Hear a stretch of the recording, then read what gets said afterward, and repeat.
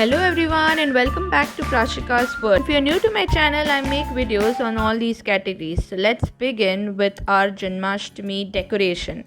So I've taken a cardboard box, covered it with yellow cloth and given it a pink border.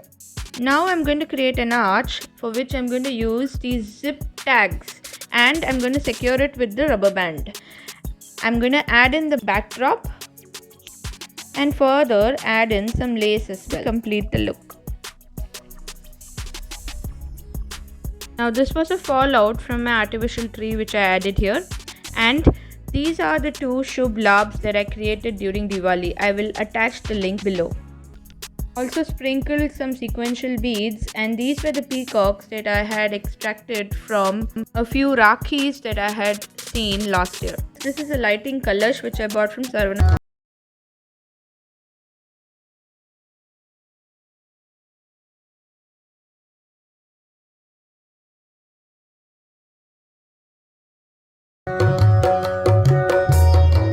And that's the final look of Janmashtami decoration. If you watched the video so far, then don't forget to subscribe to my channel and hit on the bell icon. Thank you so much for watching, and until my next video, stay safe and stay healthy my friends. Goodbye.